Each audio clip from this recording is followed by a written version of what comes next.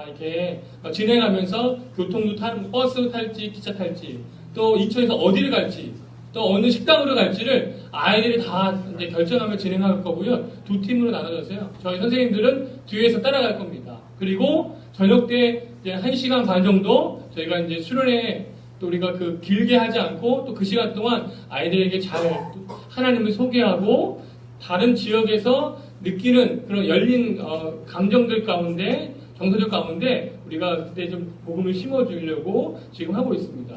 지금 저희 6개월 정도 지났고요. 우리 이제 드디어 우리 교회 아이들 자녀분들 말고 그냥 홀로 오는 아이들도 생기기 시작했습니다. 늦잠 났던 아이가 한나의 도움으로 이제 일찍 나오기 시작했고요. 또 잘 안 보이던 친구가 주일날 아르바이트 했던 친구가 설민이의 도움으로 또 이렇게 2주 연속으로 나오고 있는 걸 보면서 정말 너무 감사합니다.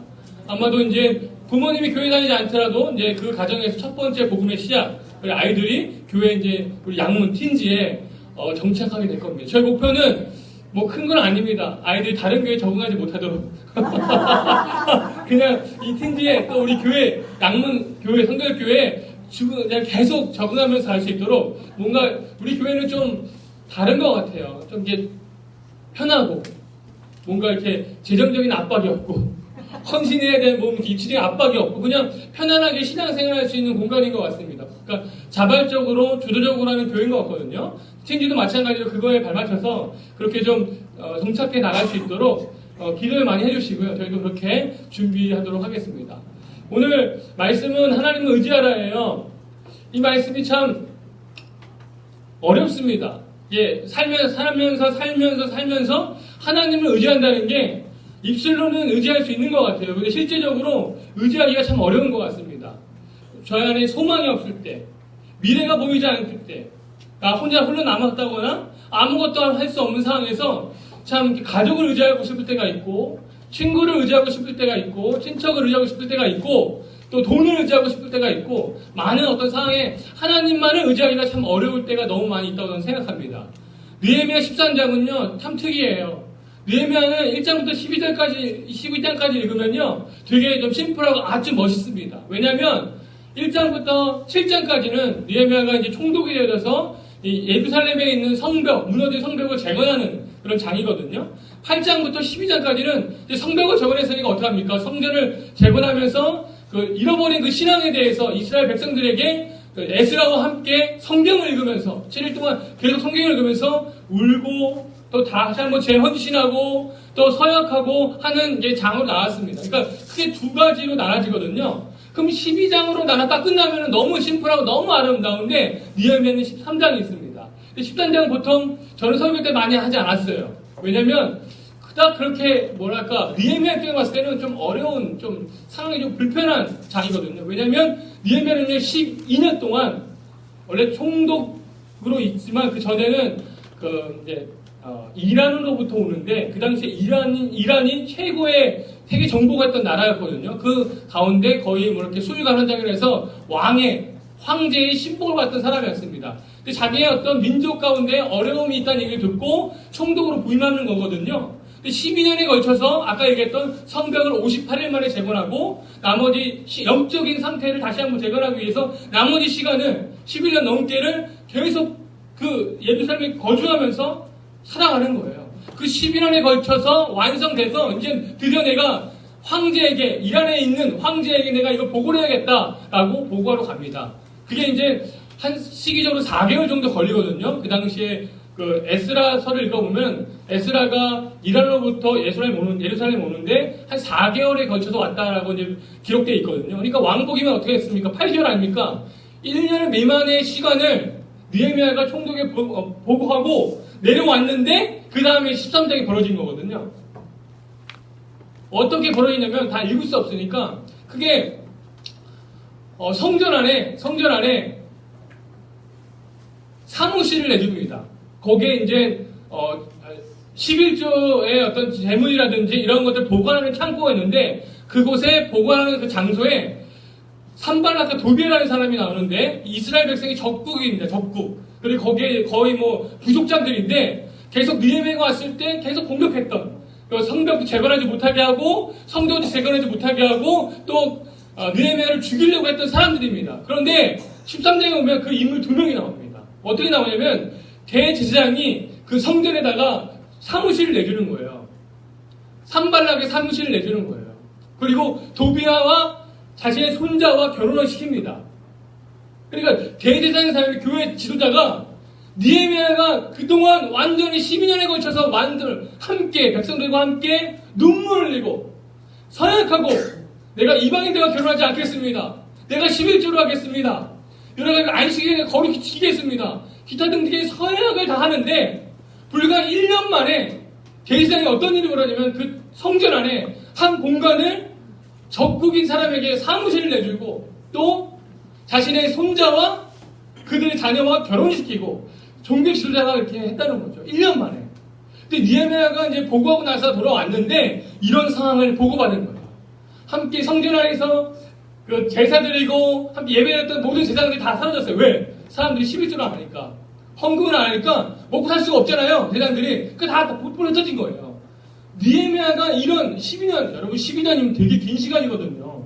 초등학교 1학년부터 고3 때까지입니다. 여러분 기억나시면 물론 우리는 세월이 지났으니까 기억하시겠지만 이 아이들 1년이 지나도 2학년 되고 1년이 지나도 3학년 되고 12년의 시간을 총독이 되어서 녹봉도 받지 않고 월급 받지 않고 그냥 10년 동안 봉사했던 거예요. 느헤미야가. 그렇게 완결하고 완수했는데 불과 1년 만에 완전히 다 그 흘렸던 눈물도 사라지고 서약했던 모든 것도 사라지고 느헤미야 입장에서 어떤 감정이었을까? 저는 이런 감정이 되게 실패했던 실패자의 마음이 있을 것 같습니다.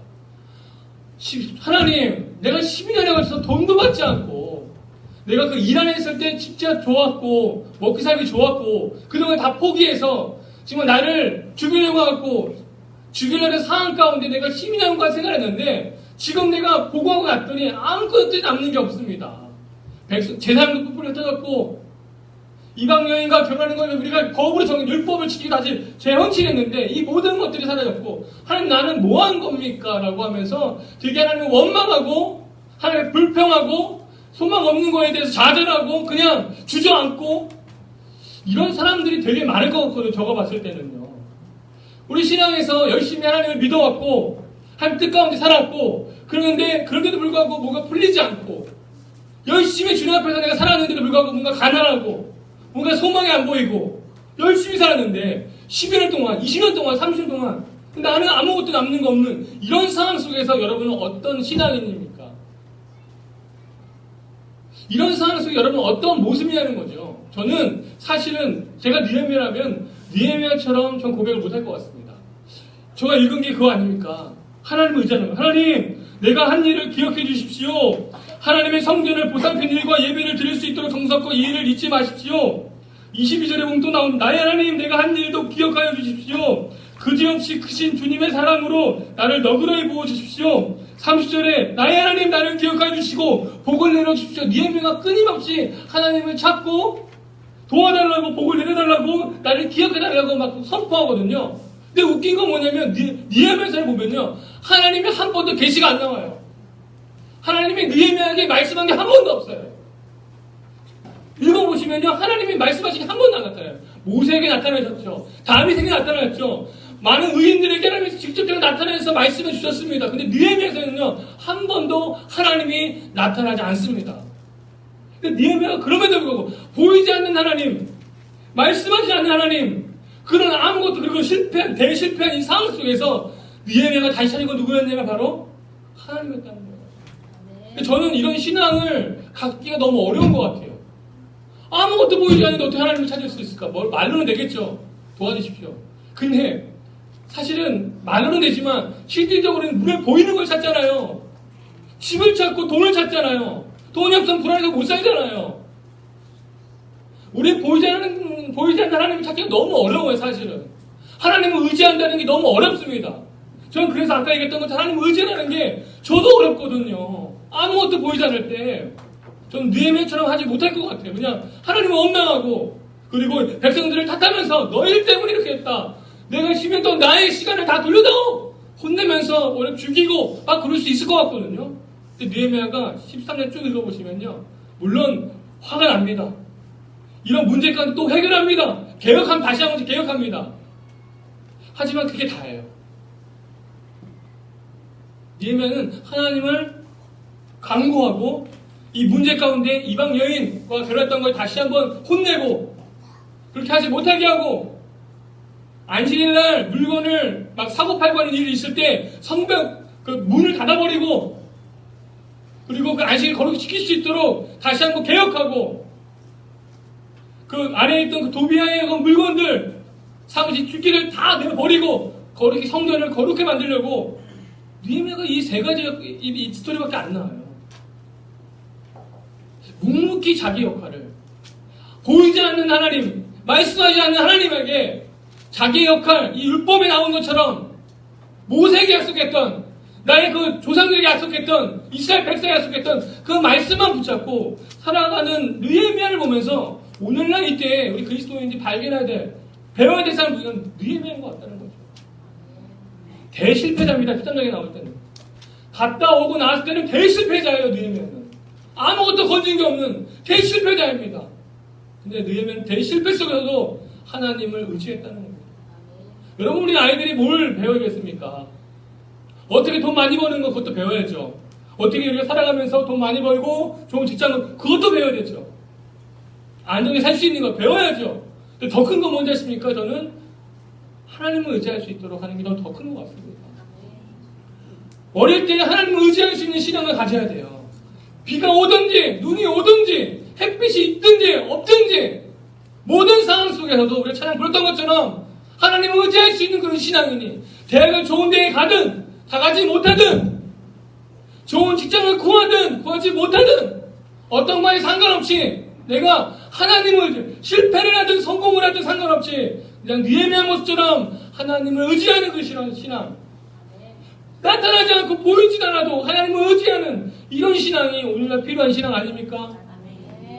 기독교가 성장하지 않고 쇠퇴하고 있습니다. 자라나지 않고 불안합니다.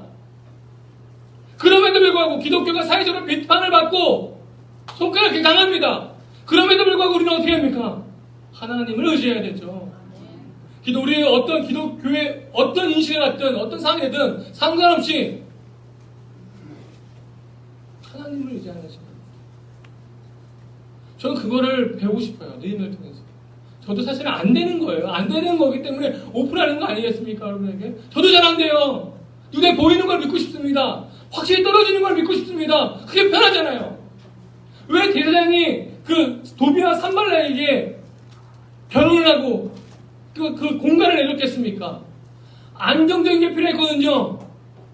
느헤미야, 개혁자인 느헤미야는 보이지 않고 물론 다시 돌아오겠지만 그 기간 동안 8개월 동안 보이지 않고 그런 상황 속에 이 시스템, 이스라엘이라는 예루살렘이라는 것이 안정적이 돌아가야 되지 않겠어요? 그럼 어떻게 합니까? 솔로몬이 했던 1000명의 여인과 결혼하지 않았습니까? 정략 결혼하지 않았습니까? 이방 여인과 그때 1000명의 종교가 각 민족의 부족들의 종교가 생겨나지 않겠습니까? 대제사장도 안정이 필요한 거였어요. 잘 지내면 우리를 공격하지 않겠지. 총독이 없으니까 안정적으로 돌아가겠지.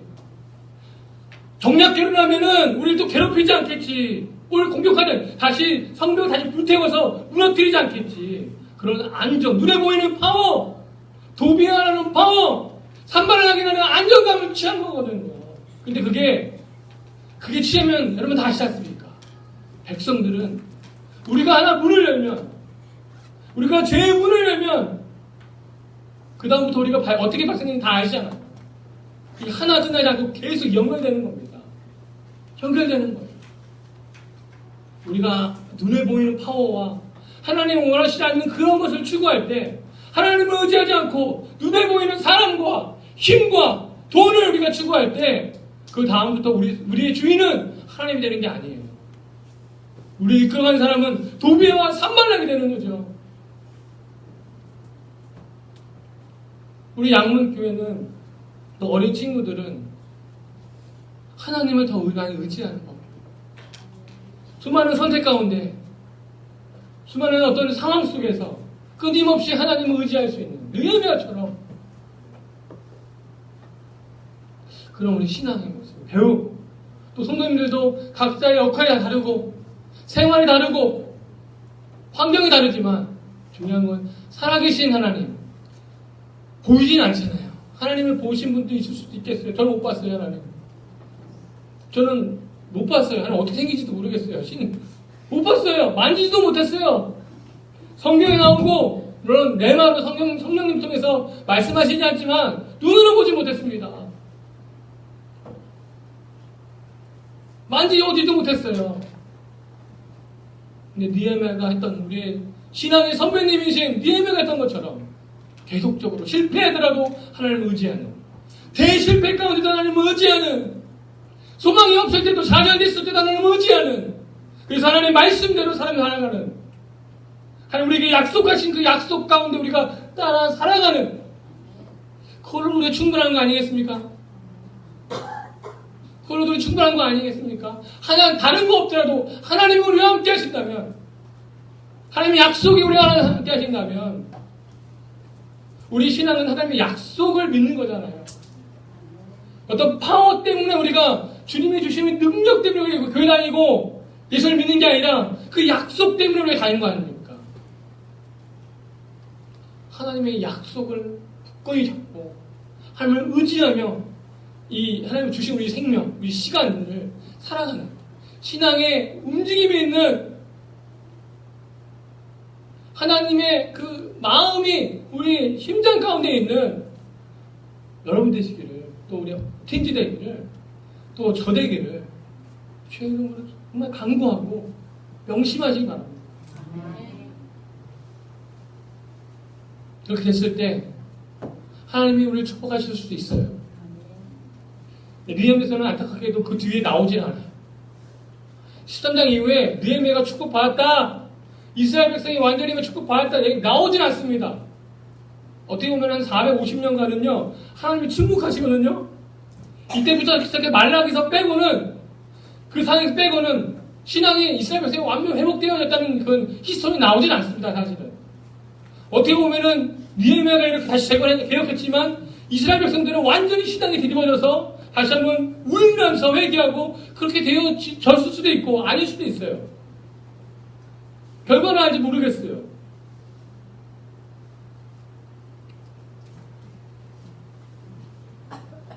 결과가 우리가 성공만을 꼭 바라보지 않는 신앙이 되길 바라고, 느헤미야처럼 그 상황 속에서 그냥 하나님만을 의지하는, 하나님의 약속만을 의지하는, 하나님의 주신 우리에게 명령만을 의지하는 여러분에게 주의 이름 축복합니다. 네. 기도하고 싶습니다. 이 시간 기도할 때는 좀 한번 눈을 감으시고 한번 생각해 보시겠어요? 여러분 정말 하나님을 의지합니까?